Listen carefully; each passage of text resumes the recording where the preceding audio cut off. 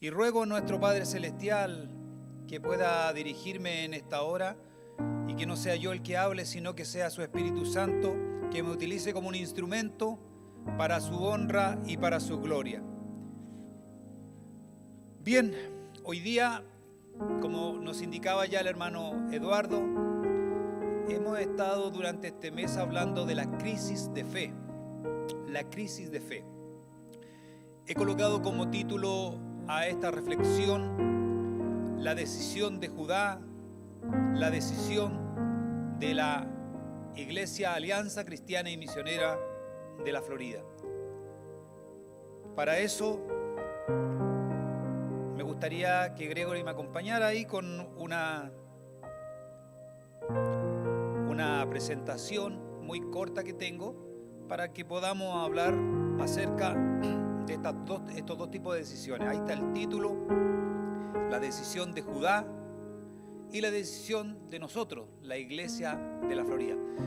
Vamos a comenzar en un ambiente bastante elevado al hablar de Judá, del pueblo de Dios, para que lleguemos al final a hablar de nosotros, que también somos el pueblo de Dios. Como introducción quisiera que ustedes vieran, y muchos de los que ya están en el curso o el discipulado, mi experiencia con Dios, ven este cuadro, por supuesto, y se dan cuenta inmediatamente y entienden y comprenden lo que están viendo. Este es un cuadro de 7 realidades que estamos estudiando, las hemos dado vueltas por aquí, por allá, y todo, yo creo que el gran número de hermanos han entendido, para tener una experiencia con Dios debemos vivir estas 7 realidades. Por supuesto, durante todo este tiempo, quizás algunos se han dado cuenta, por supuesto todos los que están estudiando ya se dieron cuenta de que hemos ido, todos los sermones, todas las exhortaciones han sido en base a estas realidades. La primera, por supuesto, y yo creo que todos aquellos que están estudiando las pueden repetir conmigo. La primera realidad es que Dios está obrando, siempre está obrando. Siempre Él no deja de trabajar. Muchas veces no le vemos en el sentido o no lo sentimos como quisiéramos, pero Él está obrando. La segunda es que Dios, nuestro Padre Celestial, quiere tener una relación personal con nosotros, una relación de amor, una relación donde nosotros podamos conocerlo, saber lo que Él quiere de nosotros y nosotros adorarlo y bendecirlo con todo nuestro corazón. Hay un tercer punto de las realidades, que es que Dios nos invita a trabajar en su obra. No estar ajeno a la obra de Dios, sino ser partícipe, estar insertos en la obra de Dios. Y por eso que Dios nos invita con mucho amor a que seamos parte de esta obra. Un cuarto punto, que para que podamos entenderle a Dios, Él nos habla. ¿Cómo nos habla? Por intermedio de su palabra, por intermedio de la oración. El Espíritu Santo de Dios nos habla también por intermedio de las circunstancias y también por intermedio de la iglesia. Dios siempre nos está hablando. Por eso que nosotros debemos abrir nuestros oídos para escuchar la voz de Dios. Muchas veces creemos que no nos habla el Señor, pero sí. Y si usted no lo cree así, abra las Escrituras y se dará cuenta de que el Señor, por intermedio de ellas, le va a hablar a su vida. Lo más importante es creer en las Escrituras, porque si usted no cree, al final no sirve de nada que el Señor le hable. Así que crea. Y en el quinto punto es donde hoy día estamos, la crisis de fe. La semana anterior nuestro hermano Ítalo Duerto nos habló de la crisis de fe. Y es súper importante esta crisis de fe, porque el Señor, por intermedio de esta crisis, nos hace que nosotros podamos tomar una decisión. Yo creo que una crisis de fe solamente se produce en Dios. Porque algunos pueden pensar que en mi trabajo me pasó cierto problema o tengo que tomar una decisión en mi trabajo. Pero eso no es una crisis de fe. Eso no es una crisis de fe. La crisis de fe se vive en Dios. ¿Por qué? Porque tiene que ser en alguien superior a nosotros. Alguien que está sobre nosotros. Y un hombre en un trabajo, un gerente, probablemente está por la parte de su título, de su experiencia, etc. Pero muchas veces en su moral, en su ética, son mucho más bajos que nosotros los cristianos.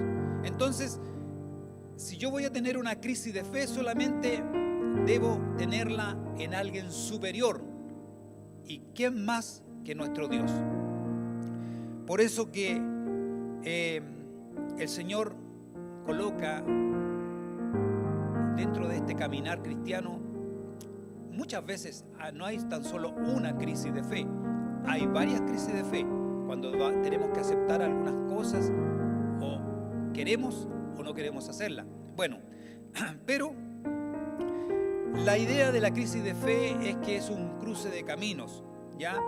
El hermano Ítalo el otro día nos hablaba de Moisés, que tuvo crisis inmensa debido a muchas situaciones. Primero con sus propios pares, luego con Dios cuando él objetaba muchas cosas ante Dios porque no se sentía capaz y tuvo una crisis. Pero lo importante es que tomó una decisión y fue la mejor. Tomó la decisión de seguir y obedecer a Dios. Y así el pueblo fue liberado. Bien, pero ahora quiero mostrarles en la siguiente diapo que hay, o el PDF que le envié ahí a Gregory. Si ustedes ven, ese es un cuadro que pasa con el pueblo de Israel. El antiguo pueblo de Israel, hasta el mandato de Salomón, era un solo pueblo. Luego se dividió en dos pueblos, el pueblo del norte o el reino del norte y el reino del sur. El reino del norte llamado Israel, el reino del sur llamado Judá. Eso lo sabemos todo, lo hemos estudiado, lo hemos visto, pero muchas veces no lo comprendemos tal cual es. Bien, resulta que en cierta parte, hace más de 2500 años aproximadamente, o 2600 años, el pueblo del norte se fue en contra de Dios, porque Dios tenía un pacto con el pueblo de Israel, con el primer reino, el reino de David, tenía un pacto. Ya desde el tiempo de Moisés le había hecho un pacto de que los iba a cuidar, iba a ser su pueblo, pero siempre hay un pero, que tenían que obedecerlo, que tenían que adorarlo a Él, que es el único Dios. Bien, pasó el tiempo y este pueblo de Israel, el reino del norte, se fue en contra de Dios, adorando en otros lugares, adorando a otros dioses, juntándose con otros pueblos, y al final vino el imperio asirio y se los llevó. Desapareció el pueblo del norte, el reino norte. Pero quedaba el reino del sur, Judá, que todos ya sabemos, ¿cierto?, de dónde viene el Mesías, de Judá. Y este reino no fue tocado por los asirios. Hicieron convenios por aquí, esos reyes que estaban, hicieron algunos movimientos y no fueron tocados por ellos, por los asirios. Pero el imperio babilónico empezó a crecer con Nabucodonosor, empezó a crecer y derrotó al imperio asirio y se estacionó como el pueblo o el imperio gobernante de la zona. Fue así que uno, al leer el libro de Jeremías, del profeta Jeremías, se va a encontrar con algunas realidades. Y aquí es donde quiero hablar de la crisis de fe de un pueblo que no es una persona, sino que es una cantidad de personas. dirigidas en ese tiempo por un rey. Nos vamos a encontrar, y más tarde voy a leer algunas cosas muy interesantes. Pero quiero mostrarles algo. En Jeremías 21:8, nueva traducción viviente, 21:8, nueva traducción viviente, dice el verso número 8 entonces: dile a todo el pueblo, esto dice el Señor, elijan entre la vida y la muerte. Se lo repito, dile a todo el pueblo, esto dice el Señor, elijan entre la vida y la muerte. Esta frase que habla el profeta Jeremías al pueblo de Judá es realmente fuerte. Y esta es la frase que hoy día probablemente va a resonar en nuestros oídos también, como pueblo de Cristo, como iglesia de Cristo. Pero hay algunas cosas interesantes. Fíjense ustedes, este pueblo, Judá, siendo rebelde y cometiendo muchos pecados, empezó a irse en contra de Dios. Se fue en contra de Dios. Y Dios, que es todopoderoso y que tiene el control de todas las cosas, como las tiene hoy día, aunque no creamos, Dios tiene el control de la pandemia, tiene el control de los gobiernos, tiene el control de todo, porque a Dios no se le escapa nada. En Jeremías capítulo 27:6 le voy a leer, dice: ahora entregaré estos países al rey Nabucodonosor de Babilonia, quien es mi siervo. He puesto todo bajo su control, aún los animales salvajes, etc. O sea, que no importa quién esté en el poder, Dios tiene el control. Él, cuando Él tiene propósitos divinos, porque en una crisis de fe Dios quiere mostrarnos sus propósitos divinos, ahí el Señor tiene el control perfecto de todo. En este caso, nos quiere mostrar de que Nabucodonosor, rey de Babilonia, no actuaba por las que él quería, sino porque Dios le permitía que actuara. ¿Para qué? Para irse en contra de un pueblo que estaba pecando contra él. Pero luego en el libro de las Crónicas, en el segundo libro de las Crónicas, capítulo 33,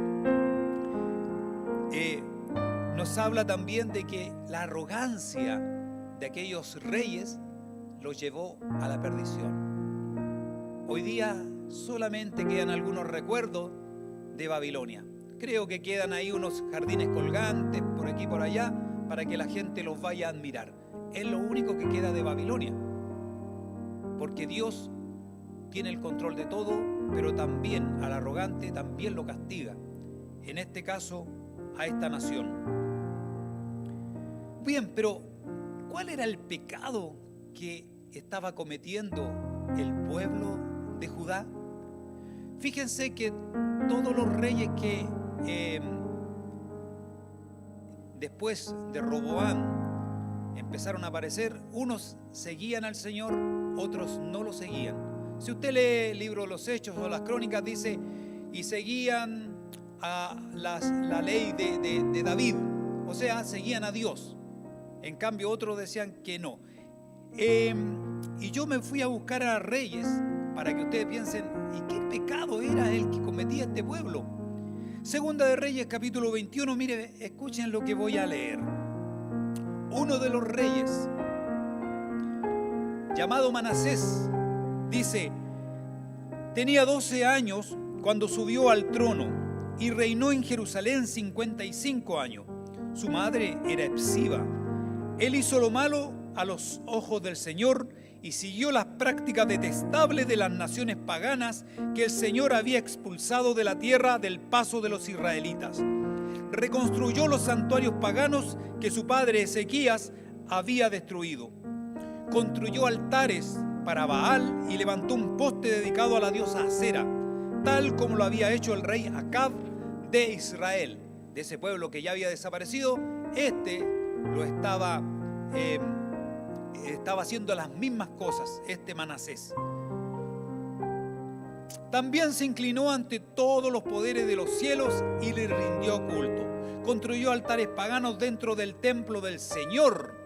Dentro del templo del Señor, él rindió idolatría, hizo idolatría en el mismo templo. A ese nivel llegó.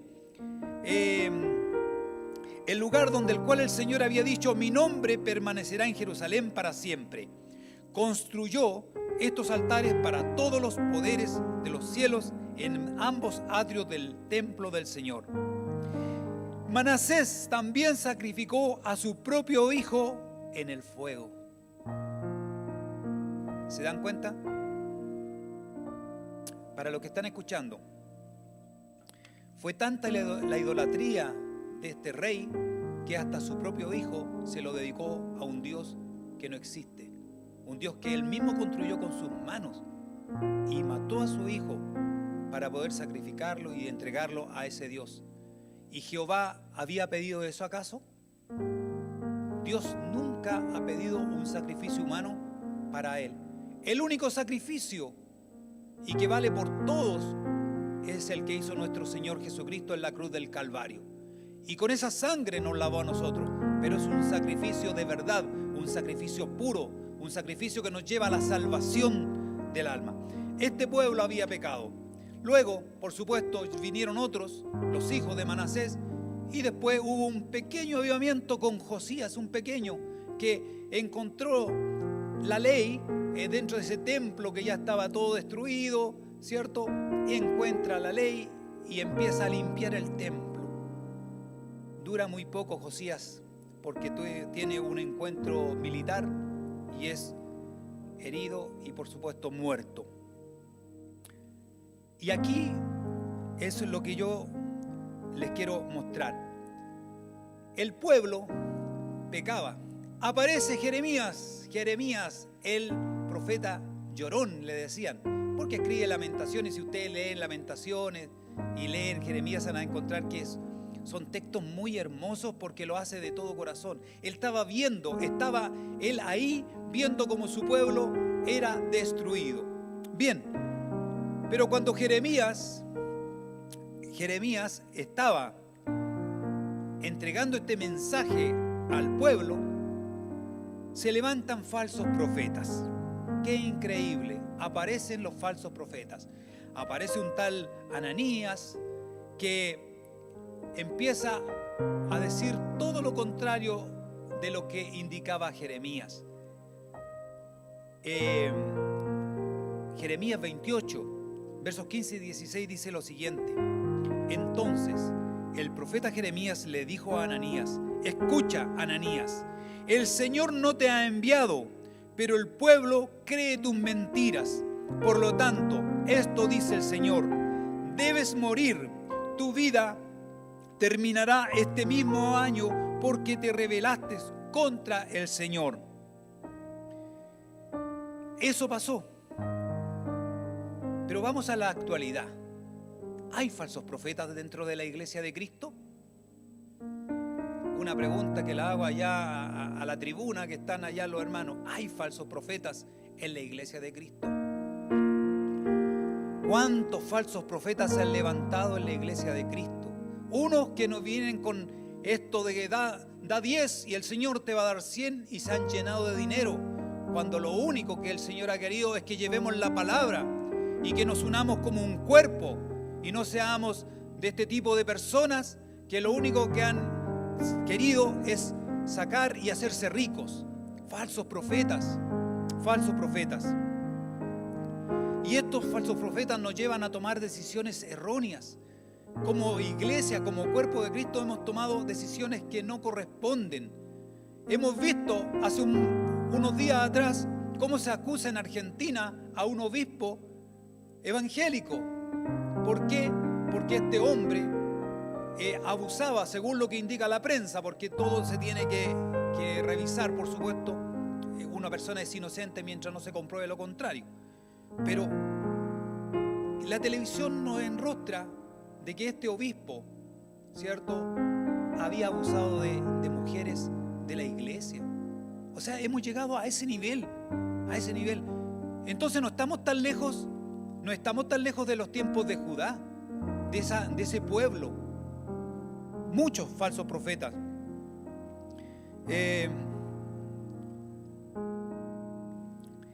Dentro de la iglesia también se levantan muchas personas que todo lo encuentran malo. Todo está malo. Todo lo está malo. Todo es una crítica. Todo es algo que hace daño. Y cuando uno lo enfrenta, lo confronta y le dicen, ven a trabajar tú, es el primero que se arranca. Porque no quiere trabajar tampoco. Solamente sirve para criticar. Eso son como unas personas como el cáncer. El cáncer que aparece de repente y hace tanto daño en las iglesias del Señor. Ahora, estimados hermanos, con esto no quiero decir de que exista la crítica en la iglesia. Me parece muy bien que exista la crítica en la iglesia, pero la crítica constructiva. Como somos un cuerpo, entonces yo pensaba en el cuerpo, el cáncer hace daño y lo mata al cuerpo. Cuando entran estas personas a destruir a la iglesia. Por supuesto que la iglesia no va a ser destruida porque pertenece al Señor, pero yo digo las congregaciones. Entonces un cáncer se puede extirpar, puede salir. Pero ¿sabe qué? El cuerpo tiene cosas raras. Una callosidad, como me decía ayer un familiar, un juanete. Pero es parte del cuerpo, está en el cuerpo, nos molesta. Una callosidad, cuando uno se pone un zapato, camina un poco, duele y molesta, ¿cierto? Pero está con uno, es parte de uno.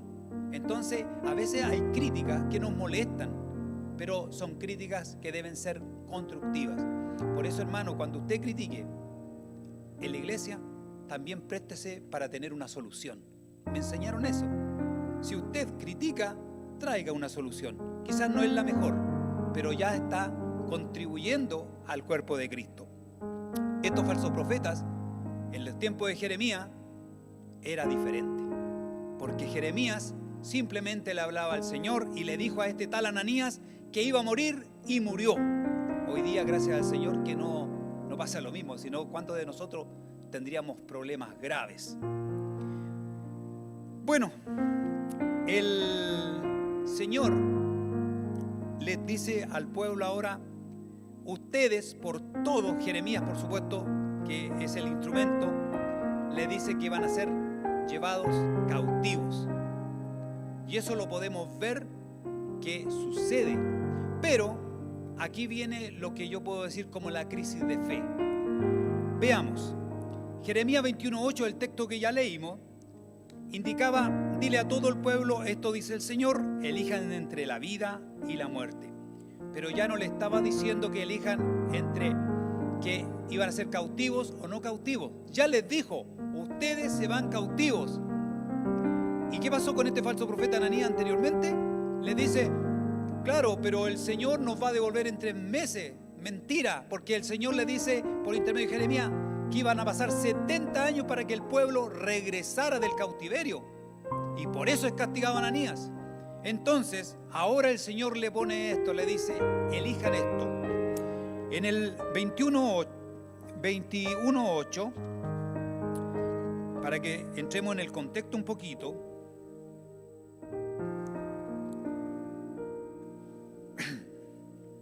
esta es la palabra del Señor que vino a Jeremías cuando el rey Sedequías envió a Pasur, hijo de Malquías, y al sacerdote Sofonías, hijo de Maseías, a que le dijeran, consulta ahora al Señor por nosotros, porque Nabucodonosor, rey de Babilonia, nos está atacando. Tal vez el Señor haga uno de sus milagros y lo obligue a retirarse. Escuchen por favor, atención. Ahí el hermano Sony, el que más me pone atención es el hermano Sony, la camarita esta, porque está siempre mirándome fijo, gracias a la camarita. Yo sé que ustedes también en su casa están atentos.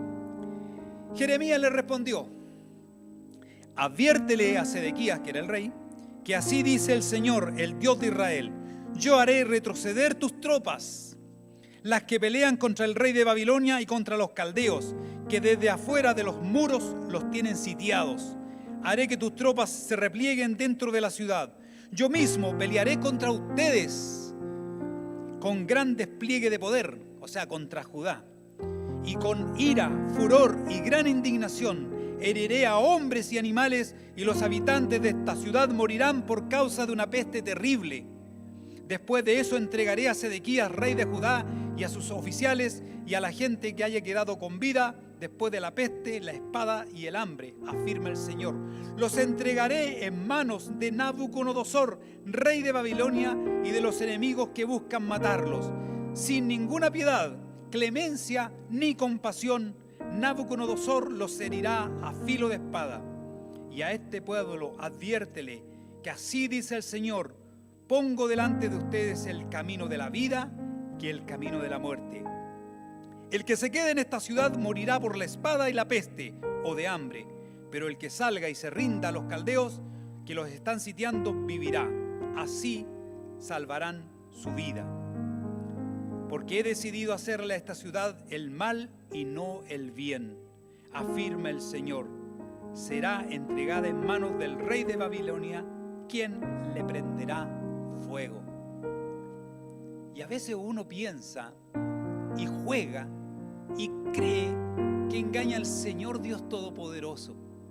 Y creemos que Dios está a nuestro antojo, que Dios es alguien más. Y no entendemos que Dios es el que maneja todas las cosas y nos conoce completamente.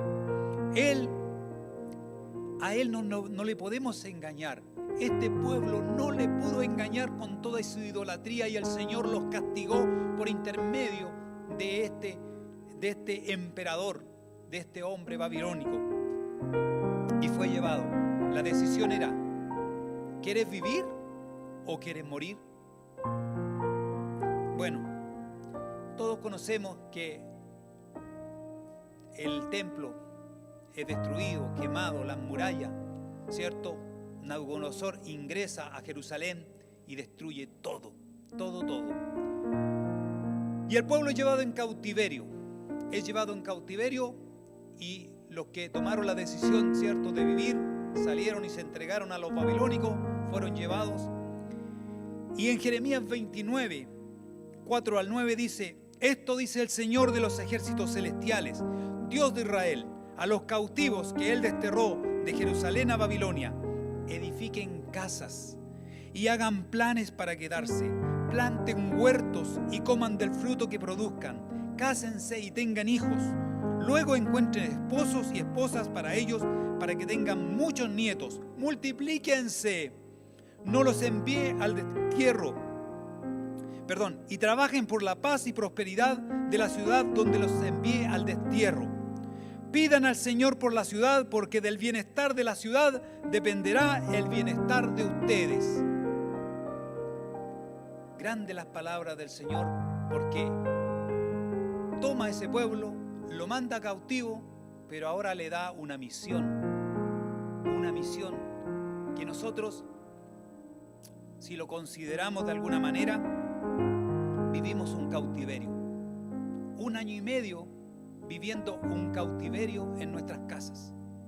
Por este COVID, que aunque ustedes lo crean o no lo crean, yo digo, el Señor lo mandó. ¿Por qué? Bueno, Él tiene propósito. Quizás quería ver a su iglesia, cómo reaccionaba. Esta iglesia cómoda que nos veníamos a sentar aquí, donde está hoy día vacío, antes estaba lleno.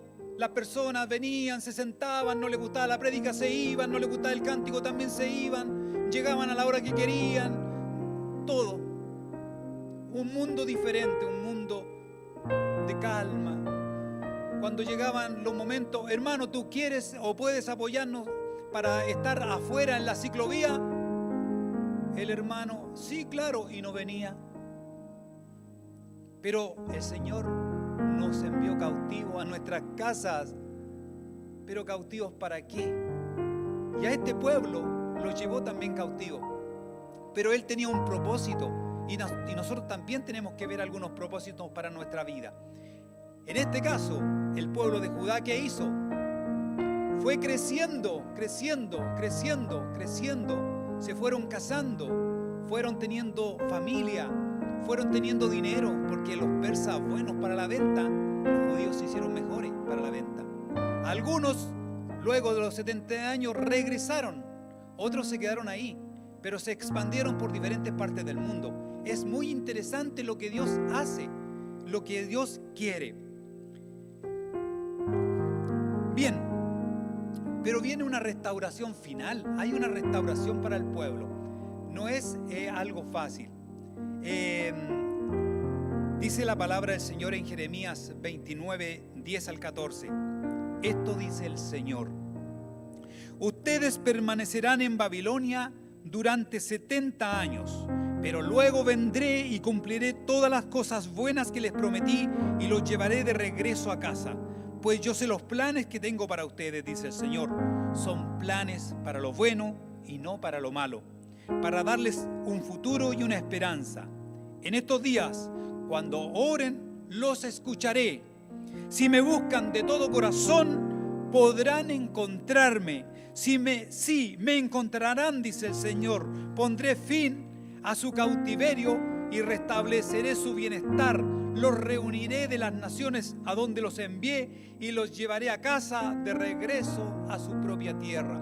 O sea, todo lo que hace el Señor lo hace con propósitos divinos, propósitos que son superiores a lo que nosotros creemos y pensamos. El Señor le dice que los va a restaurar y los restauró. 70 años pasaron y el pueblo regresó. Veamos ahora los resultados del cautiverio, porque el Señor, ¿cierto? ¿Qué quiso? ¿Los quiso destruir a Judá? No, el Señor no quiso destruir a Judá. El Señor lo que quiso fue disciplinar a Judá. Decirle: mira, estás cometiendo un error, pero te voy a disciplinar. Te voy a disciplinar. Y para eso encontramos 4 resultados del cautiverio. La purificación de la idolatría, una nueva forma de adoración, una mejor idea de Dios, cómo es mi concepto de Dios, y una preservación milagrosa.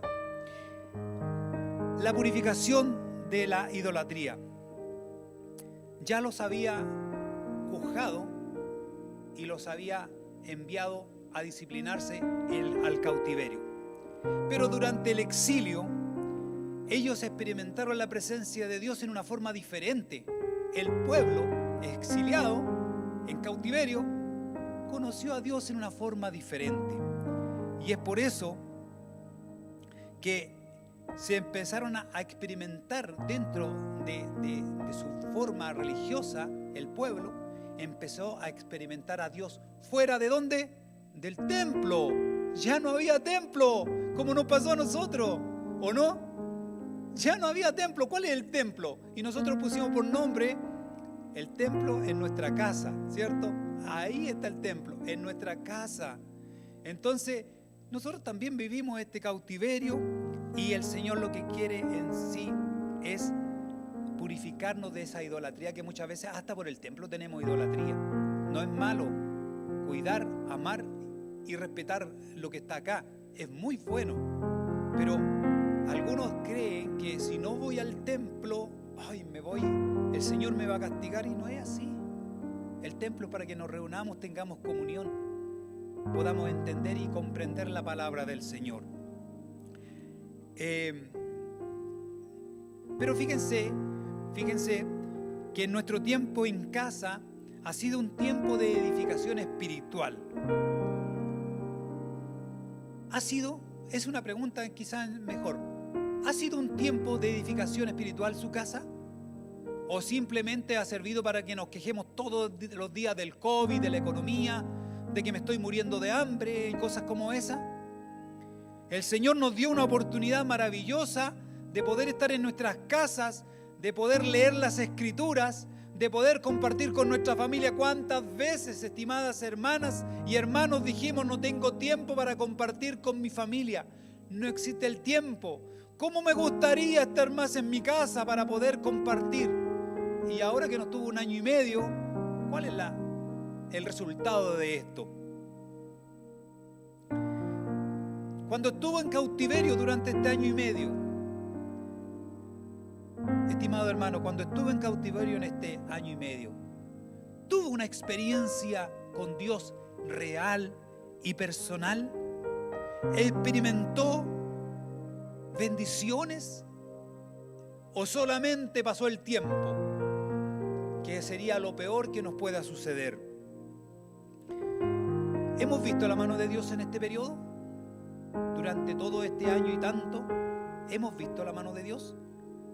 Bueno, el pueblo de Judá sí lo vio. Espero que nosotros también, mañana cuando nos acerquemos y nos veamos, empecemos a contar maravillas. Yo por lo menos he escuchado, estimados hermanos, como estoy en la parte de la oración, cómo tantas personas se han sanado.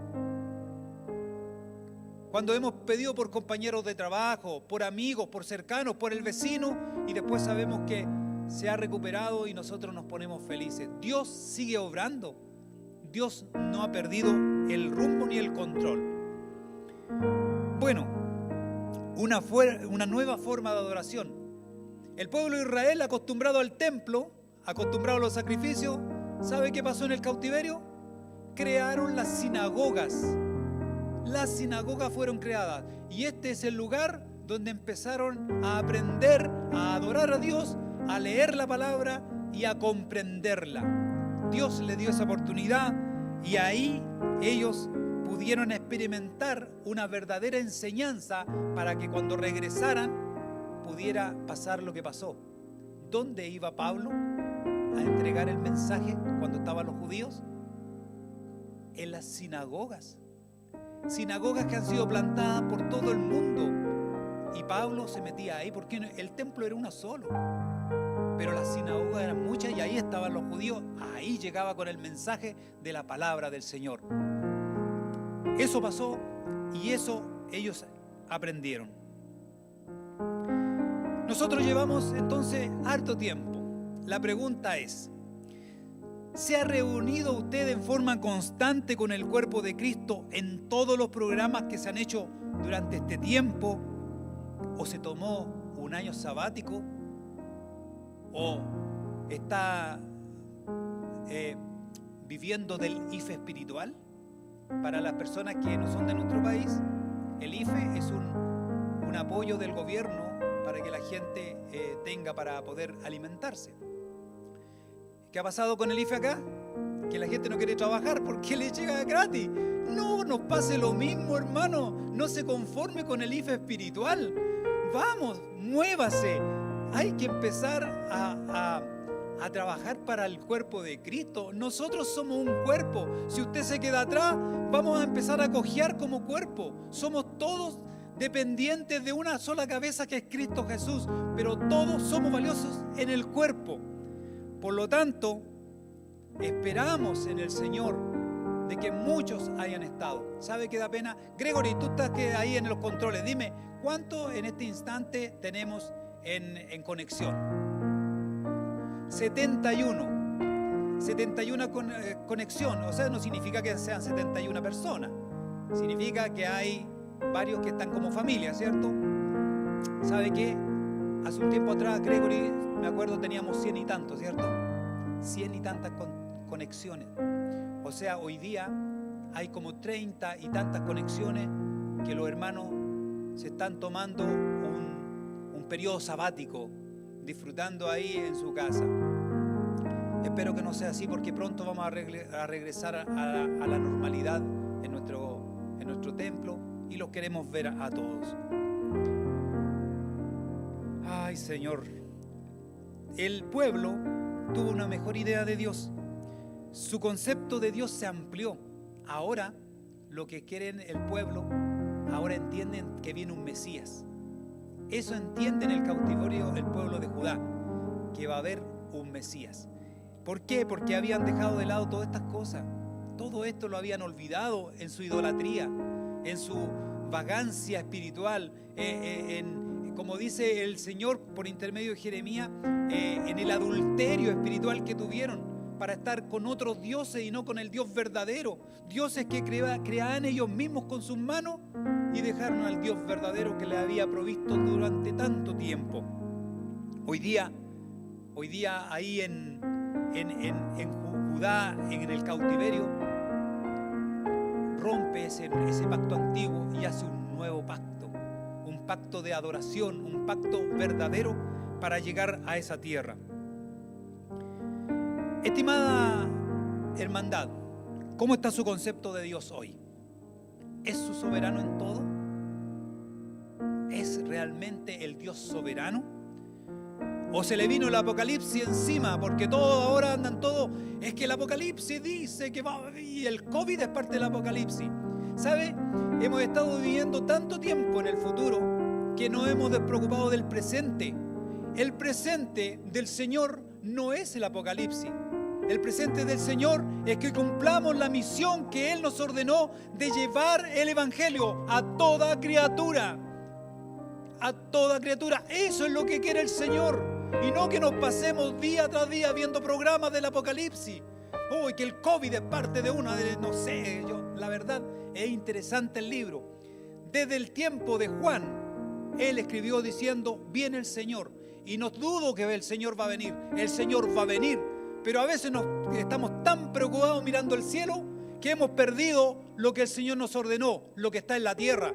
¿Y quiénes están en la tierra? Aquellos que dice Juan en el Evangelio, aquellos que están condenados. La tierra está condenada. Y mientras no crean en Cristo, se irán a muerte eterna. Pero nuestro deber, ¿cuál es? Que nosotros debemos llevar el Evangelio a aquellos que ya están condenados. Dios tuvo misericordia de nosotros y apareció a nuestro camino como a Pablo. Y hoy día tenemos vida eterna. Tenemos vida eterna. Pero hay otros que no la tienen. Y nuestro deber es ese, llevarle el Evangelio. Decirle que viene el Mesías. El Mesías ya viene.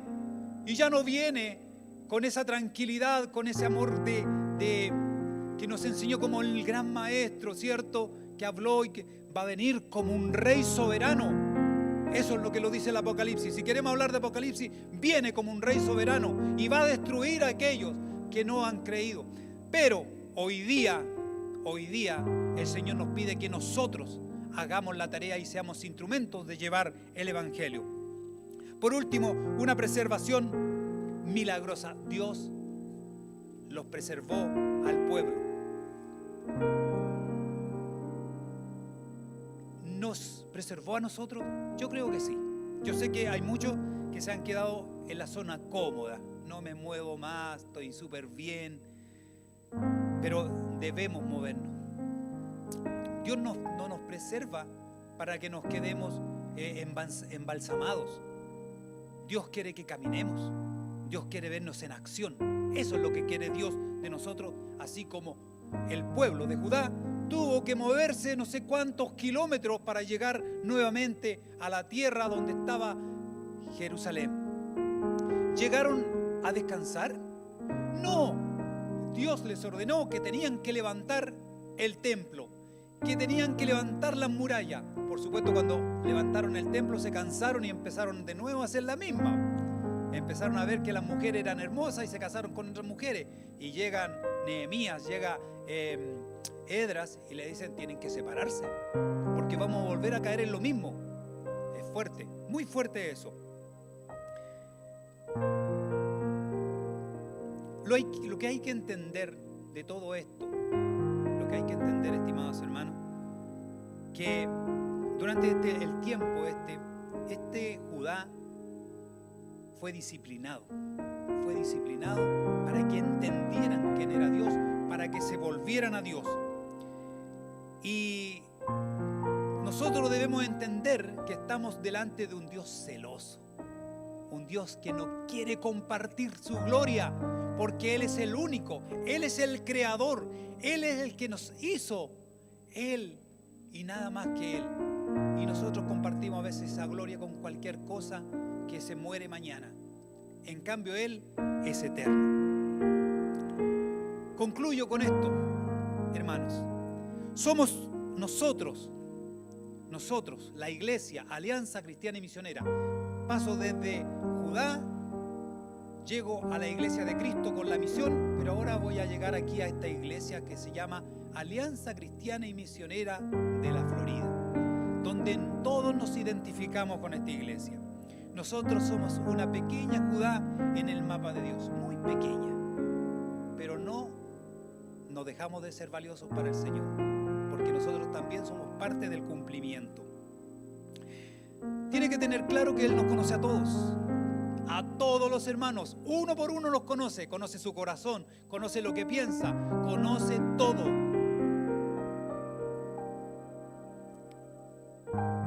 Aún aquellos recién llegados, ¿sabe qué me llama la atención? Que han habido hermanas que nunca conocieron la iglesia y se convirtieron por intermedio de YouTube. Y la tuvimos aquí, tuvimos una hermana acá, por intermedio de este sistema, y el otro día vino a conocer la iglesia. Se da cuenta y después mira la iglesia y se ponen contentos porque tenemos una iglesia hermosa, por favor. Una iglesia que Dios nos ha regalado, pero esto tiene un sacrificio. Hubieron personas acá, hermanos en la fe, que se esforzaron mucho, tanto en dinero, en tiempo, en trabajo, en limpiar, en ordenar, un montón de cosas. Bueno,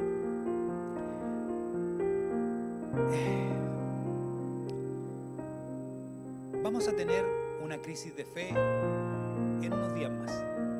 Si alguien me recuerda la fecha, porque en la fecha soy un poco perdido, el 12 parece que es, el 12 de diciembre vamos a tener una crisis de fe. ¿Por qué? Porque tenemos que tomar una decisión. ¿Quién va a dirigir nuestra iglesia? Dejemos al Señor, porque el Señor dirige todo, pero acá en la iglesia tenemos que tener un diaconado, un grupo de personas que esperamos, y como dice en Hechos de los Apóstoles, que sean llenos del Espíritu Santo, para que conduzcan a la iglesia durante dos años o 3 años.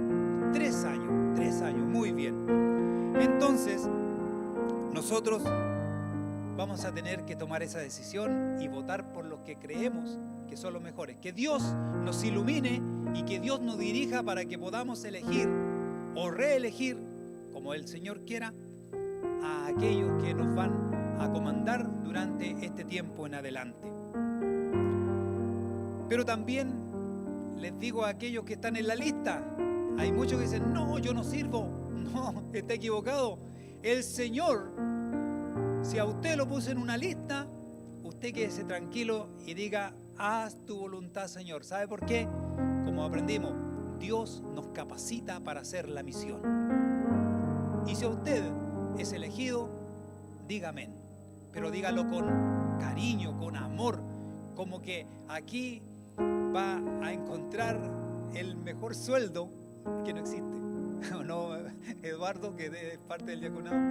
Nosotros trabajamos por amor a la obra, trabajamos por amor a Cristo, porque Él es el que nos ha dado todo. Y si no es así, yo creo que quedaría mentiroso, pero no, el Señor nos ha dado todo, y más de lo que hemos pedido, ¿o no?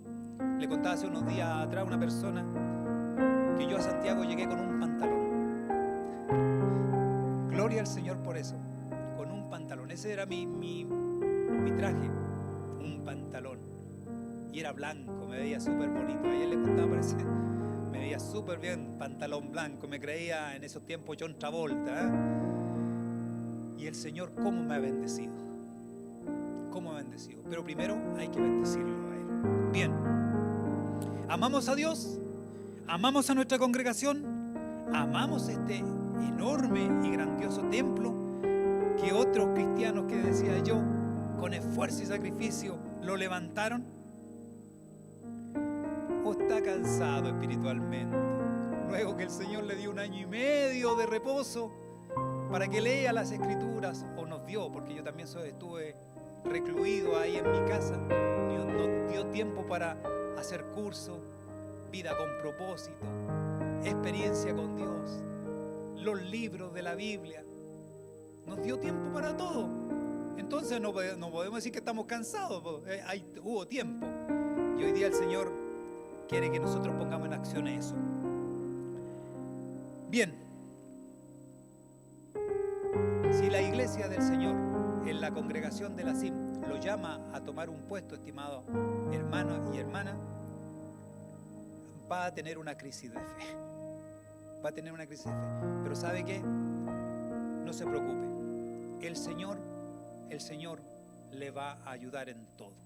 así como ayudó al pueblo de Judá y lo sacó del cautiverio, así como ha ayudado a su iglesia, a la esposa del Cordero, así como ha ayudado a esta congregación, así también le va a ayudar a usted en este momento que va a tener que tomar decisiones. Y nosotros como pueblo también, que tomemos la mejor decisión. Esto no estamos eligiendo a un político, a alguien que viene a prometer cosas. Estamos eligiendo a parte de nuestro cuerpo, a hermanos que amamos y queremos que nos dirijan en este caminar por 3 años. Que el Señor maravilloso y todopoderoso nos bendiga, que les guarde, y vamos a orar dando gracias a nuestro Dios. Amado Dios y Padre Celestial, te doy las gracias una vez más porque tú eres bueno. Tú eres bueno, Señor, en todas las cosas. Nos enseñas, Señor, acerca del pueblo, nos enseñas de la iglesia y nos enseñas las cosas que nosotros también debemos hacer, seguir y cómo servirte. Bendito Dios, yo te pido en el nombre de Cristo Jesús que tú bendigas a cada uno de mis hermanos, a cada uno de aquellos que van a ser elegidos o son elegibles. Bendícelos, llénalos de amor, llénalos de fe, llénalos de valentía, llénalos, Señor, hazlos como Josué, hazlos como Caleb, Señor, que no duden, sino que sirvan y sigan adelante, Señor, en toda la misión que tenemos. Y nosotros, la Iglesia de Cristo, que jamás olvidemos, Señor, que tú nos dejaste una misión de llevar el Evangelio a otros. Bendito Padre Celestial, ruego tu bendición por esta tu palabra, en el nombre de Jesús, tu Hijo, nuestro Señor y Salvador. Amén y amén.